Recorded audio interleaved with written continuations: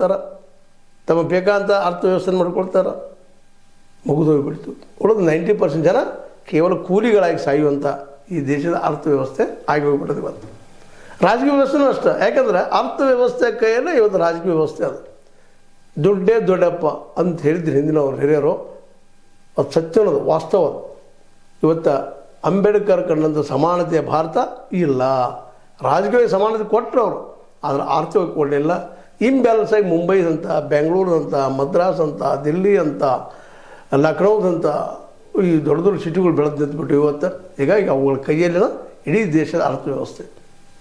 ಇದಕ್ಕಾಗಿ ಇವತ್ತು ಮುಂಬೈ ಕಡೆ ಎಲ್ಲರೂ ಚಿತ್ತ ಈ ಕಾರ್ಪೊರೇಟ್ಗಳನ್ನ ಏನಾದರೂ ಮಾಡಿ ತಮ್ಮ ಬುಟ್ಟಿ ನಡೆಸ್ಕೊಳ್ಬೋದು. ಎಲ್ಲ ಪಕ್ಷಗಳು ಪ್ರಯತ್ನ ಮಾಡ್ತಾ ಇರ್ತಾವೆ, ಮಾಡಿದಾವ, ಮುಂದೂ ಮಾಡ್ತಾವೆ ಅಂತೇಳಿ. ಯಾಕಂದರೆ ಇವ್ರು ಜಾಗೃತ ಆಗೋದಿಲ್ಲ. ಮತ್ತು ಎಲ್ಲರೂ ಶಿಕ್ಷಣ ಕೊಡಿಸುವಂಥ ವ್ಯವಸ್ಥೆ ಇರಲಿಲ್ಲ. ನಾವು ಕೇವಲ ಶಿಕ್ಷಣಕ್ಕೆ 2-3%, ಯಾಕಂದರೆ ತೆಗೆದು ಪ್ರತಿಯೊಂದು ರಾಜ್ಯಕ್ಕೆ ಖರ್ಚು ಎಷ್ಟು ಮಾಡ್ತಾರೆ ಇವರು. ರಾಜ್ಯ ಸರ್ಕಾರ ಇರ್ಬೋದು, ನಮ್ಮ ಕೇಂದ್ರ ಸರ್ಕಾರ ಇರ್ಬೋದು. ಎಷ್ಟು? 2-3.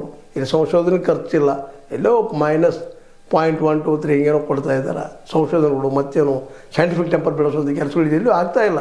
ಅದಕ್ಕಾಗಿ ಮುಂಬೈ ಅಂತ, ಬೆಂಗಳೂರು ಅಂತ, ಚೆನ್ನೈದಂತ ಕೆಲವು ಊರುಗಳು, ದೊಡ್ಡ ಊರುಗಳಿಗೆ ಕೆಲವು ಬುದ್ಧಿವಂತರಿಗೆ ಅಲ್ಲಿ ಅವಕಾಶ ಮಾಡಿಕೊಡುವಂಥದ್ದು. ಅದು ದುಡ್ಡಿದ್ದಂಥ ಬುದ್ಧಿವಂತರು. ದುಡ್ಡಿಲ್ಲದವ್ರಿಗೆ ಇಲ್ಲಿ ಅವಕಾಶ ಇಲ್ಲ. ಇಲ್ಲಿ ಯಾರೂ ಕೂಲಿಕಾರರ ಮಕ್ಕಳು, ಚಾದಂಗಡಿಯಲ್ಲಿ ಕೆಲಸ ಮಾಡುವಂಥವ್ರ ಮಕ್ಕಳು, ಮತ್ತೆ ಅವ್ರ ಮಕ್ಕಳು ಎಲ್ಲೋ ಒಂದು ಆಗಿದ್ದು ನಾವು ದೊಡ್ಡದು ಒಂದು ವರ್ಷ ಹೇಳ್ತಾ ಇರ್ತೀವಿ, ಇಲ್ಲಿ ಆದರೂ ಅಂತೇಳಿ.